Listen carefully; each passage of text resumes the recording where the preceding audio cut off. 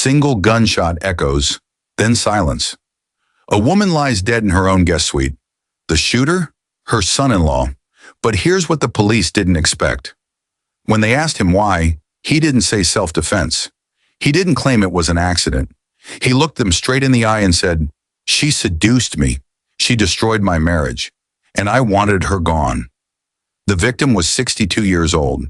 The killer was 34, and the woman caught between them, his wife, her daughter. This is the story of how loneliness became permission, how betrayal became murder, and how a family in Seattle tore itself apart, one secret at a time. 6 months earlier, none of them saw this coming. Welcome to Compass True Crime Stories. Kindly support and encourage us by subscribing to this channel as we continue to keep you entertained. New true crime stories around the world on a daily basis. Don't forget to comment, like, share, and turn on the notification bell so you won't miss our next interesting and chilling true crime story. Damien Foster lived in one of those modern homes that looked better from the outside. All glass, clean lines, expensive. The kind of place that says we made it. But inside it was quiet. Too quiet. His wife, Victoria, was a corporate attorney, partner track at one of Seattle's top firms. The kind of woman who billed 300 hours a month and still found time to answer emails at midnight. She was brilliant, ambitious, untouchable, and she was never home. Damien had stopped counting the dinners he ate alone. Stopped waiting up when she texted, "Running late, don't wait up." He'd built his life around hers, architecture projects he could do from home, school pickups for their 2 kids, grocery runs, bedtime stories. He told himself it was partnership, equality, but it felt more like abandonment. Victoria left for work before the kids woke up, came home after they were asleep, and when she was there, physically in the room, her mind was somewhere else. Depositions, contracts, billable hours. Their son Ethan once asked at breakfast, "Does Mom still live here?" Damien laughed it off, but the question stuck. He tried talking to her, tried scheduling date nights, weekend getaways, anything to reconnect. But Victoria's calendar was a war zone. "After this case," she'd say, "after this trial, after I make partner." After never came. Then Victoria's mother needed a place to stay. Caroline Hart, early 60s, widow of 8 months. Her husband had died suddenly, heart attack in his sleep, no warning, no goodbye. And Caroline, who'd spent 40 years as someone's wife, didn't know how to be alone. Victoria barely looked up from her laptop when she suggested it. "Mom shouldn't be by herself right now, and you're home anyway." Not a question, a statement. Damien agreed because what else could he say? The guest suite was empty. The kids loved their grandmother, and maybe he thought it would force Victoria to come home more often. He was wrong. Caroline moved in on a Thursday. She arrived with 2 suitcases and a painting of the Oregon coast, something her late husband had bought her on their anniversary. Damien helped her unpack. She was gracious, warm. The kind of woman who remembered to ask how your day was and actually listened to the answer. Within a week, she'd reorganized the kitchen. Within 2, she was cooking dinner most nights. And within 3, Damien realized he laughed more with Caroline than he had with Victoria in months. It started small. Morning coffee on the back patio while the kids got ready for school. Conversations about art, design, what it meant to feel invisible in your own life. Caroline understood loneliness in a way Victoria never could. She'd lived it, survived it, wore it like a second skin. One evening in late October, Victoria called. Another business trip, San Francisco this time. 2 weeks, maybe 3. Damien hung up and stared at his phone. Caroline was in the doorway, dish towel in hand. "She's not coming home, is she?" Damien shook his head. Caroline didn't say anything else. She didn't have to. A week later, Damien and Caroline stayed up late assembling a bookshelf for Ethan's room.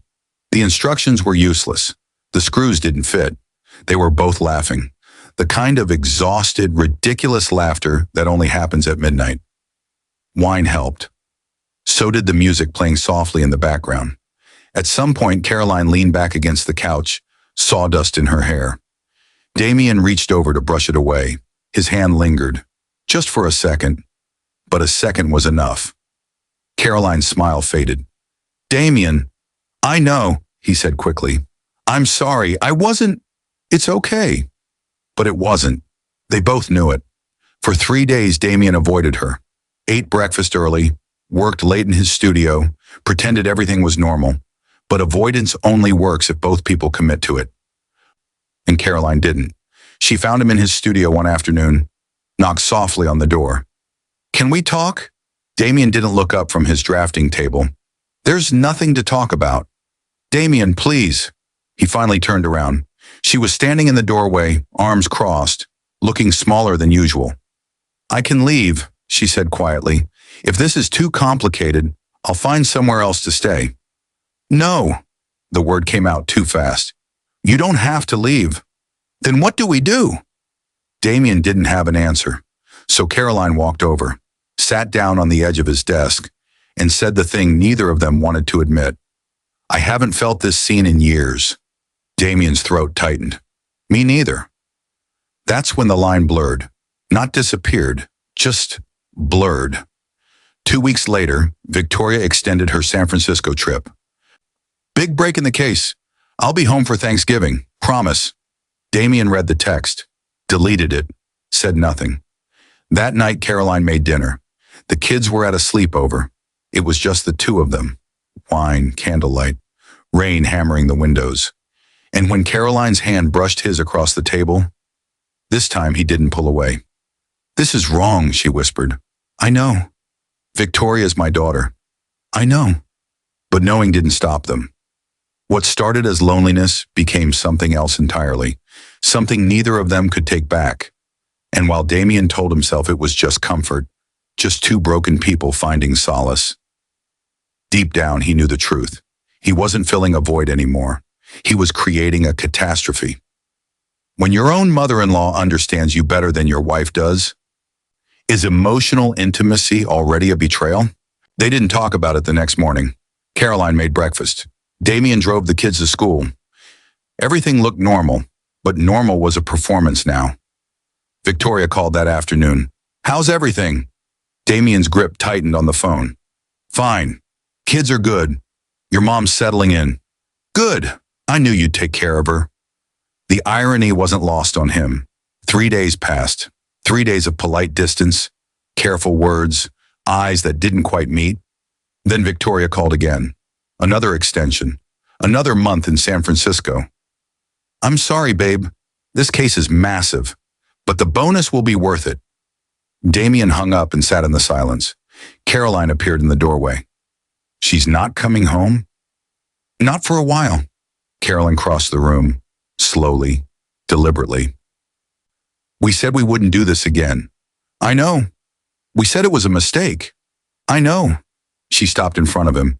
So why does it feel like the only honest thing I've done in months? After that, they stopped pretending. Not in front of the kids, not in front of neighbors. But when the house was empty, they stopped pretending. It was careful at first. Locked doors, deleted messages, meeting in places where no one would recognize them. There was a small hotel 40 minutes outside Seattle. Old, unremarkable. The kind of place that didn't ask questions. They went there on Tuesdays and Thursdays, days when Damien claimed he had client meetings downtown. Caroline would drive separately. Different route, different time. They'd meet in room 214. Always room 214. Damien kept a journal. He'd never been a writer. But something about the affair made him need to document it, justify it, understand it. December 8th. I'm a terrible person. I know that. But for the first time in years, I don't feel invisible. Caroline looks at me like I matter. Like I'm more than just the guy who picks up groceries and signs permission slips. Is that selfish? Probably. But I'm tired of being the only one trying. December 15th.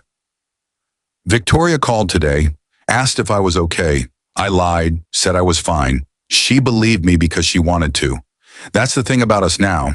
We're both lying, just in different ways. They almost got caught twice. The first time was in mid-December. Damien's phone buzzed during a meeting with Caroline at the hotel. A text from Victoria's sister. Are you home? Dropping by with a gift for the kids. Panic. He dressed in 30 seconds. Sped home, arrived just as she was pulling into the driveway. Sorry, was grabbing coffee. She didn't suspect a thing. The second time was worse. Damien forgot to delete a text from Caroline. Nothing explicit. Just, same time Thursday? Victoria's daughter Lily picked up his phone to check the weather. Dad, who's texting you about Thursday? Damien's heart stopped. Just Grandma. We're planning a surprise for your mom. Lily smiled, handed the phone back. He deleted everything after that. But Caroline was cracking. One night in late December, she sat on the edge of the hotel bed, head in her hands. We have to stop. Damien was getting dressed. He froze. What? This, us, it's destroying me. I look at Victoria, and I can't breathe. She's my daughter, Damien. My daughter, and I'm... Her voice broke. Damien sat beside her. Put his hand on her back. I know. I feel it too. Then why can't we stop? He didn't have an answer, because the truth was, he didn't want to stop. January came. Victoria made it home for 3 days over New Year's. She looked tired, thinner. Her eyes had that glazed-over look of someone running on caffeine and adrenaline. But she was there. Damien watched her interact with the kids, watched her hug her mother, watched her smile at him across the dinner table like nothing had changed. And for a moment, he felt it. Regret. That night, Victoria reached for him in bed. It had been months. He kissed her, held her, tried to feel something other than guilt. But all he could think about was Caroline, 2 rooms away. The next morning, Victoria left again, back to San Francisco, and Damien went back to room 214, January 10th. I think I'm in love with her. Not the way I love Victoria. That was young and reckless and full of promises we couldn't keep. This is different. Caroline knows loss, knows what it's like to be second place in someone else's life. We're not good for each other, I know that, but we're good to each other. And right now, that feels like enough. He closed the journal, hid it in the bottom drawer of his desk. He had no idea Victoria would find it in 3 weeks. By late January, Caroline was a wreck. She stopped eating, stopped sleeping. One morning, Damien found her crying in the guest suite. What's wrong? I saw Victoria yesterday. She video called, asked how I was doing, told me she loved me.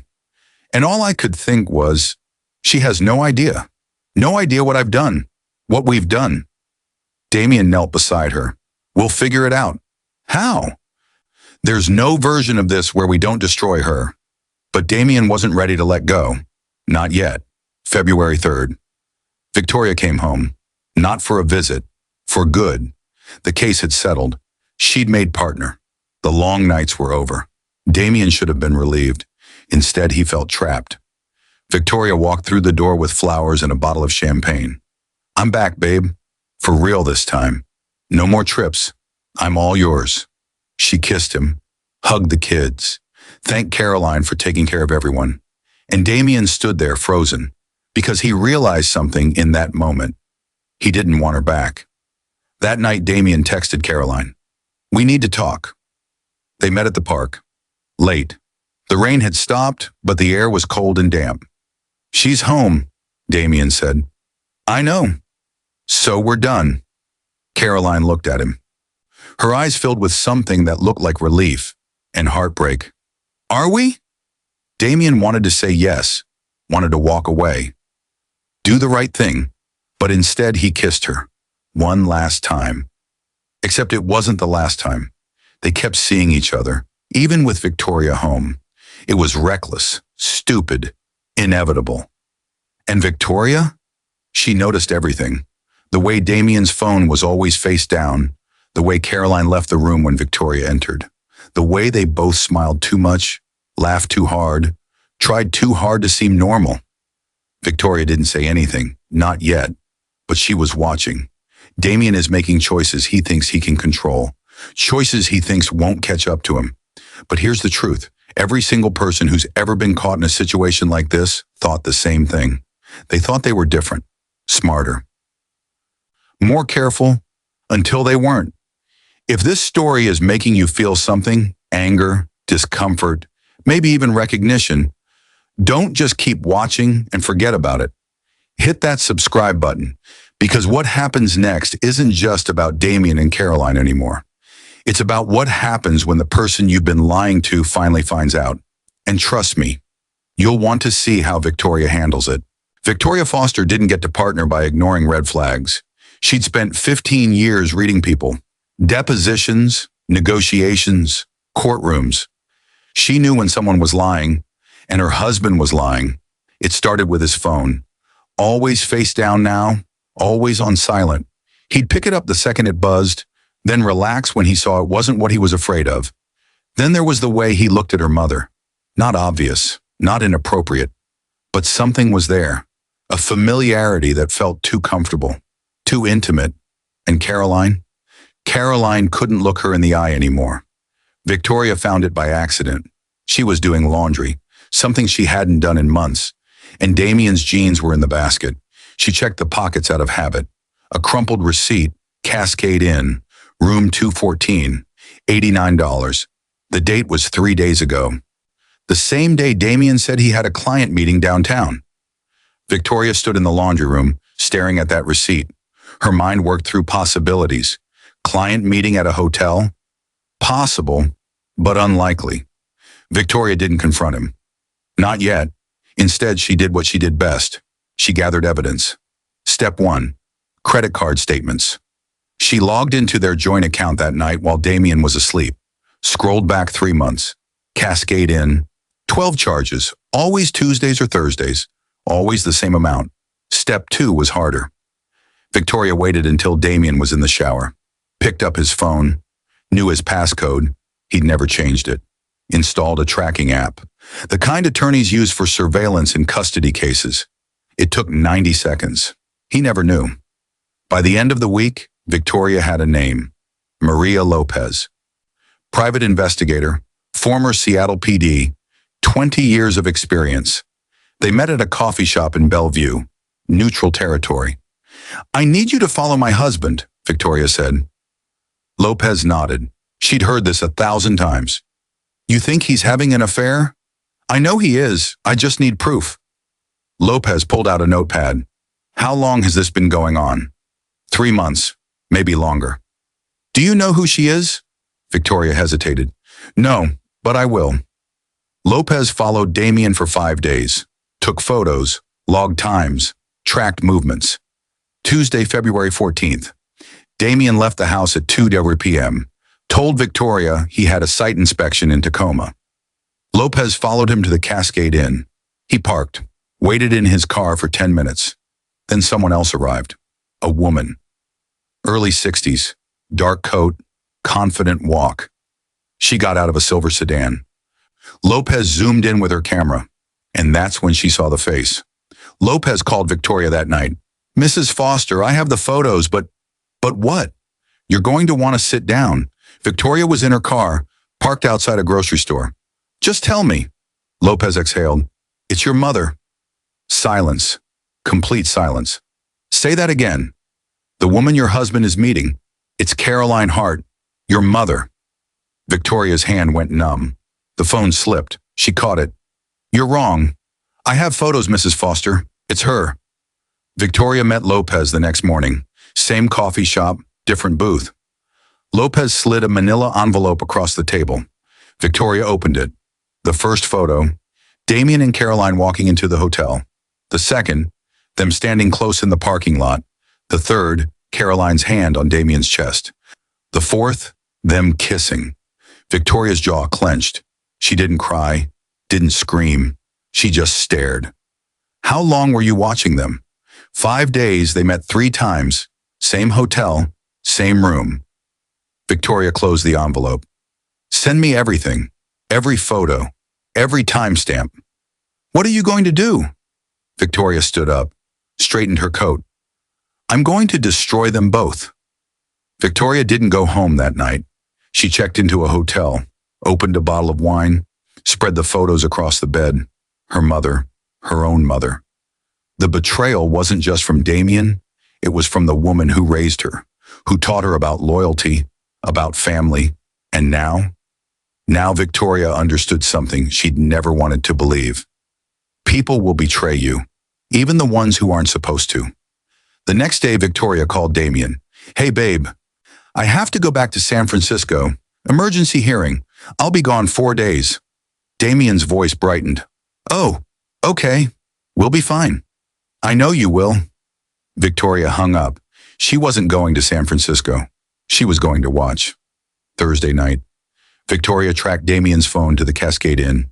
She waited 30 minutes. Let them get comfortable. Then she drove over. She walked into the lobby, approached the front desk. Room 214. I'm Mrs. Foster. My husband checked in earlier. I'm joining him. The clerk didn't hesitate, handed her a key. Victoria took the elevator to the second floor, walked down the hall, stood outside room 214. She could hear voices inside, laughter. Her mother's voice. I missed you. Damien's reply. I was just here 2 days ago. I know, but still. Victoria slid the key into the lock, opened the door. They didn't hear her at first. Caroline was sitting on the edge of the bed. Damien was pouring wine, both fully clothed, but the intimacy was undeniable. Victoria stepped inside, closed the door behind her. Well, isn't this cozy?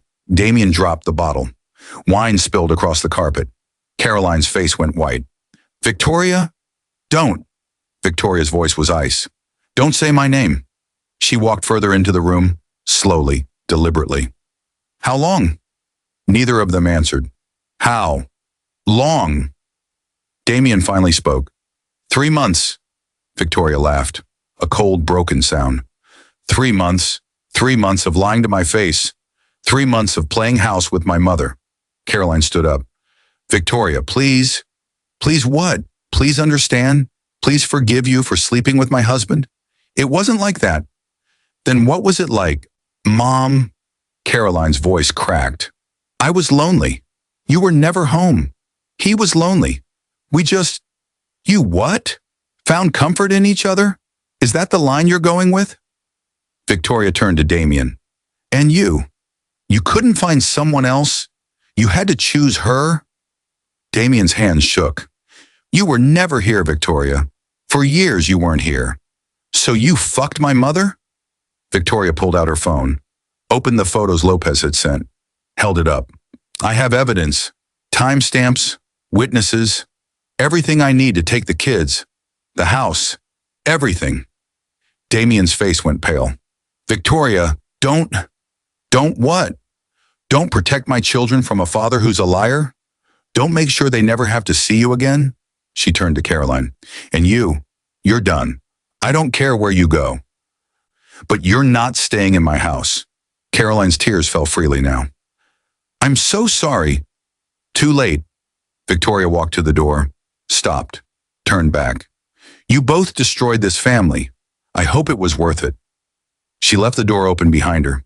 Damien and Caroline sat in silence, the weight of what just happened crushing them both.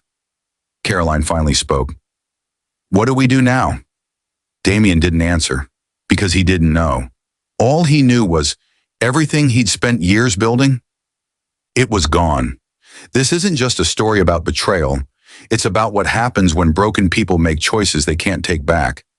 And if that's hitting you right now, if you're thinking about your own relationships, your own family, hit that like button. Share this with someone who needs to hear it, because what happens next, it's going to get so much worse. Damien sat in his car outside the hotel for 20 minutes, hands on the steering wheel, engine off. Caroline had left first, didn't say goodbye, just walked to her car and drove away. He kept replaying Victoria's face, the way she'd looked at him, not hurt, not sad, just done. He finally started the engine, drove home in silence. When Damien pulled into the driveway, Victoria's car was already there. The house was dark except for one light, the garage. He walked inside, found Victoria in the garage, throwing his clothes into garbage bags. What are you doing? She didn't look up. Packing your things. You're not staying here. Victoria, we need to talk. No, we don't.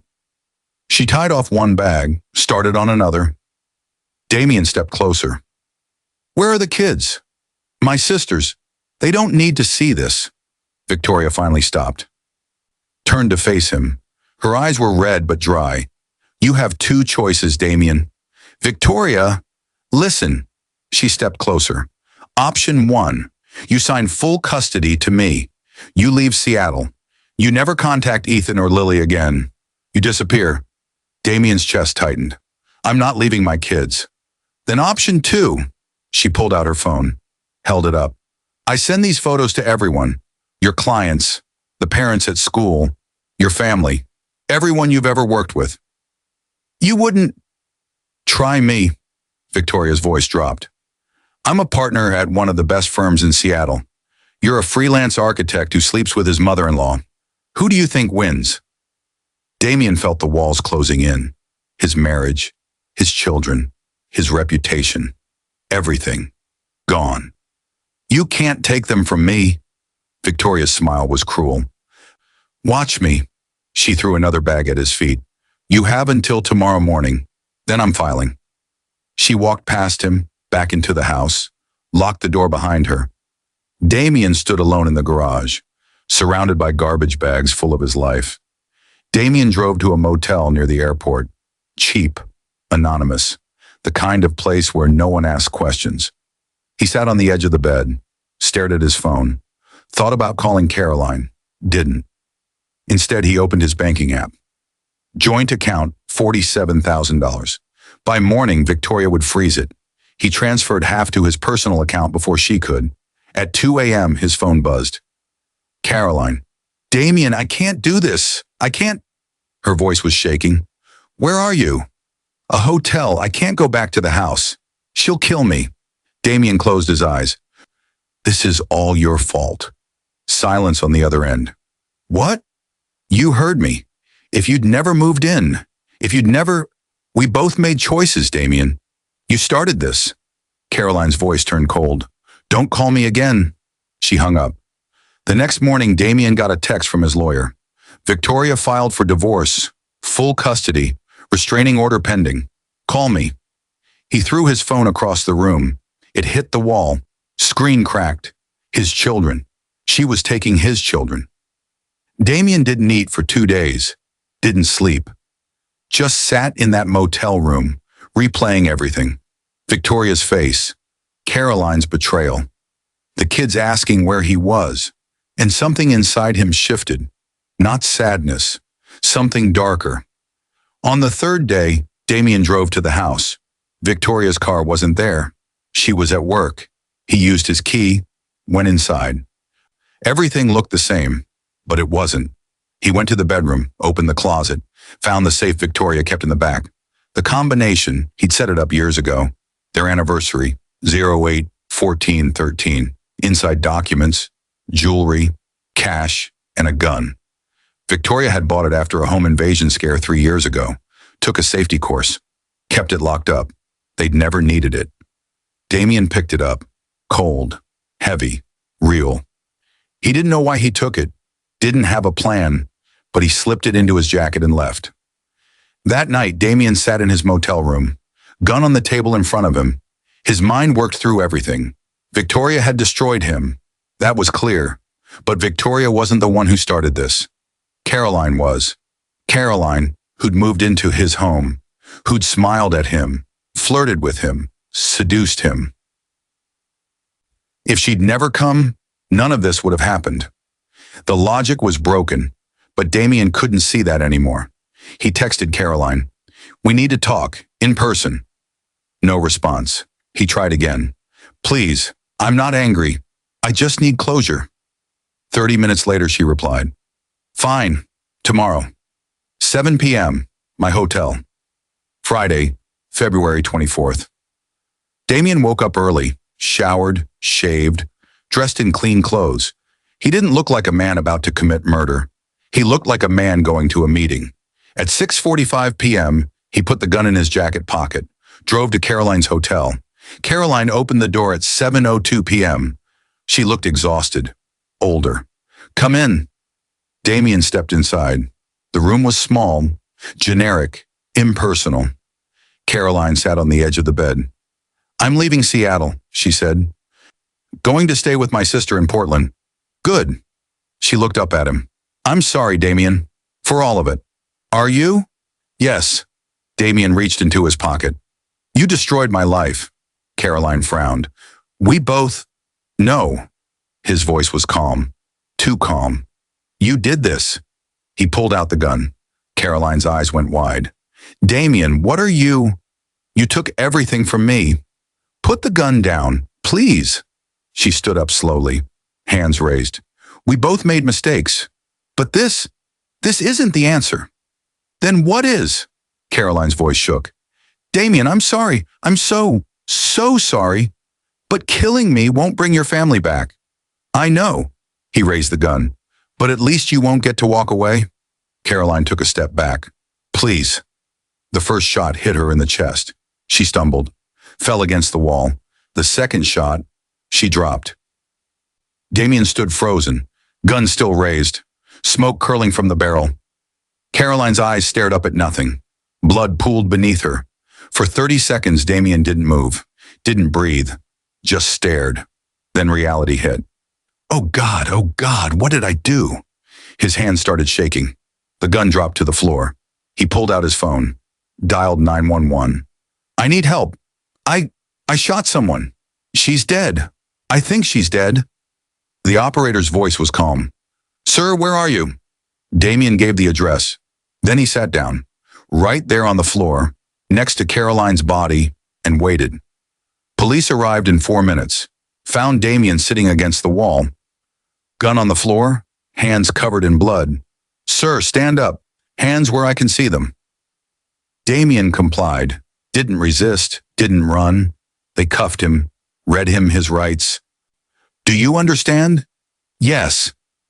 As they walked him out, Damien looked back, saw the paramedics covering Caroline's body with a sheet, and for the first time since the affair started, he felt nothing. By 8 p.m., the hotel was surrounded. Police tape, flashing lights, news vans already setting up across the street. Inside room 114, detectives photographed everything. The gun, the blood, the body, Caroline Hart. Age 62, 2 gunshot wounds, dead on scene. The suspect was already in custody, confessed immediately. No lawyer, no story, just 5 words. I killed her. I'm guilty. Victoria was in a client dinner when her phone rang. Unknown number. She almost ignored it. Mrs. Foster? Yes? This is Detective Harris with Seattle PD. I need you to come to the station. Victoria's stomach dropped. Why? What happened? The detective paused. It's about your mother. I'm very sorry, but she's been killed.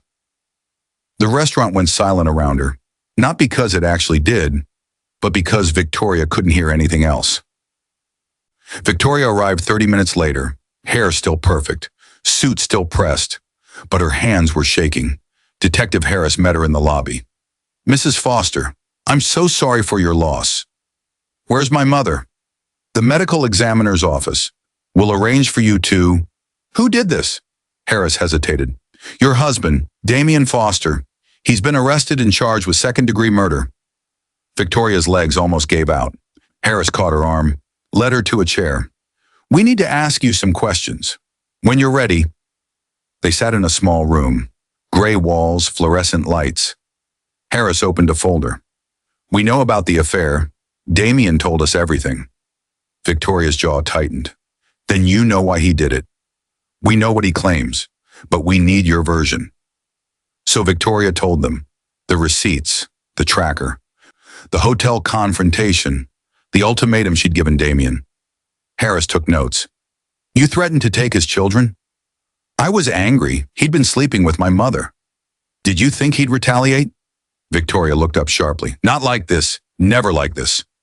By morning, the story was everywhere. Saddle man kills mother-in-law after affair exposed. Love triangle ends in murder. Architect shoots mistress who was wife's mom. Victoria's phone wouldn't stop ringing. Reporters, colleagues, friends who weren't really friends. She turned it off. Her sister came to stay with her, brought Ethan and Lily home. What do we tell them? Her sister whispered. Victoria stared at her children sleeping on the couch. The truth, eventually. 3 days later, Damien appeared in court. Orange jumpsuit, handcuffs, hollowed-out eyes. The judge read the charges. Second-degree murder. How do you plead?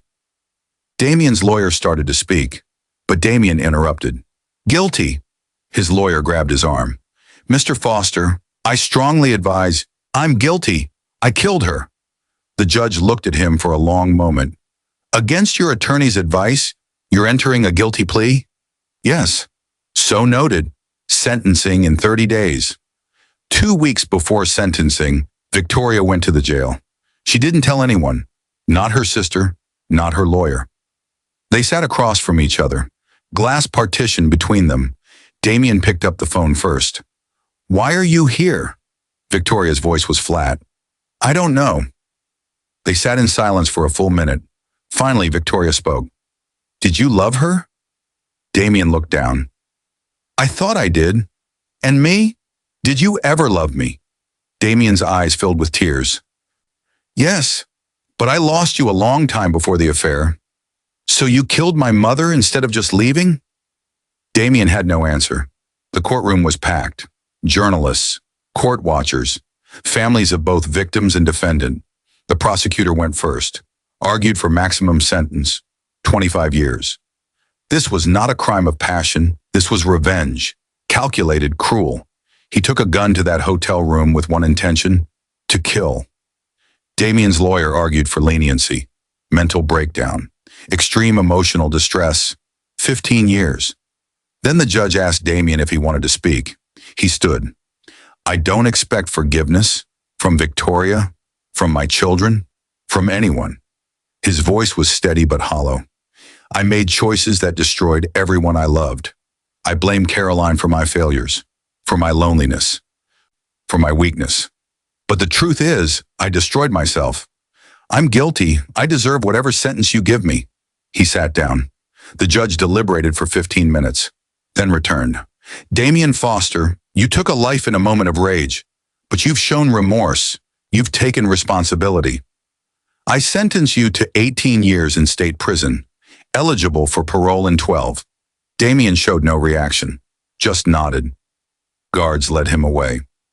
6 months later, Victoria moved. Portland, fresh start, new job, new schools for the kids. She quit litigation, too many courtrooms, too many memories, became a legal consultant, worked from home. Ethan asked about his father once. Will we ever see him again? Victoria didn't lie. I don't know, sweetheart.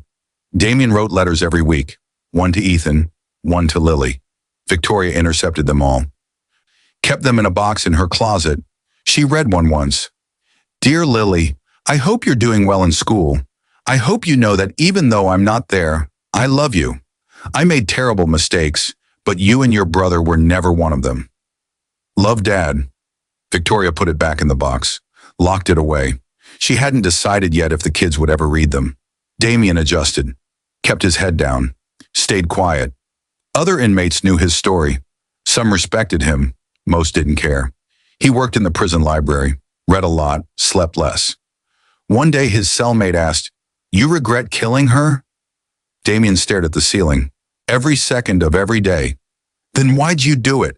Damien turned to face him. Because in that moment I convinced myself she deserved it more than I deserved to live with what I'd done. Ethan turned 14. Started asking real questions. Mom, why did Dad kill Grandma? Victoria had been dreading this conversation for years. She sat him down, told him the truth. Not all of it, but enough.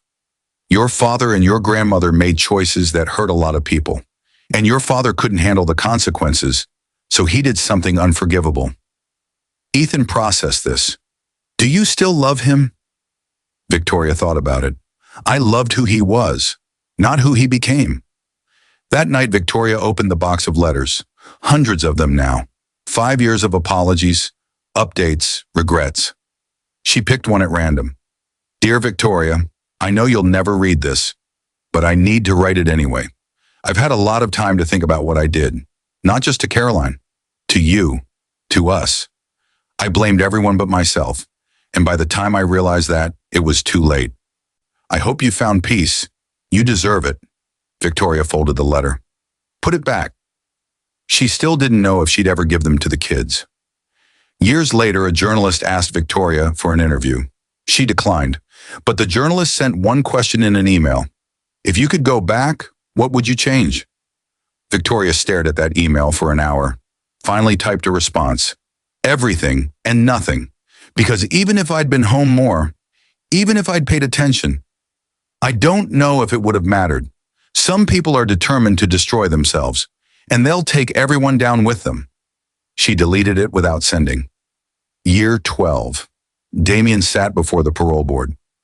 Mr. Foster, you've served your time without incident. You've completed anger management, therapy, vocational training. Why should we grant parole? Damien took a breath. I don't deserve it, but I'm not the same man who walked into that hotel room.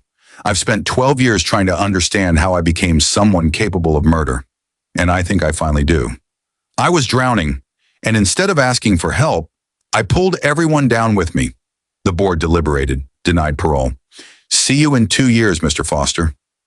Victoria stood in her backyard in Portland, watching Ethan and Lily, now teenagers, laugh about something on their phones. They were okay, not perfect. Therapy helped, but they were okay. Her sister joined her. You ever think about him? Victoria nodded. Every day. Do you hate him? Victoria thought about it. No, I hate what he did, but I don't hate him anymore. Hate takes too much energy. Her sister squeezed her hand. Mom would be proud of you for surviving this. Victoria's eyes filled with tears. I don't know about that. That night, Victoria finally opened the box, took out every letter Damien had written, all of them. She read them, one by one, cried through most of them. Then she put them in a larger envelope, addressed it to Ethan and Lily, wrote a note. When you're ready, not before. Love, Mom. She sealed it, put it back in the closet. Someday they'd read them, but not today. So here we are, a family shattered, a woman dead, a man in prison, 2 children growing up without a father, all because loneliness felt like permission and betrayal felt like justice. If you've watched all the way to this moment, you know something crucial. This didn't have to happen. Every single person in this story made a choice. And every choice led to the next until there was no way back. The subscribe button is still there. You've already invested your time in understanding how people destroy each other. Don't you want to understand how to recognize these patterns before they consume someone you love? Subscribe, because the next story might help you save a life, maybe even your own. If you could go back to the moment Damien first felt lonely, the moment Caroline first felt attracted, the moment Victoria first chose work over family, would you change their choices or just hope you'd make different ones? Thank you for watching to the end, and see you in our next episode of Compass True Crime Stories. Stay safe.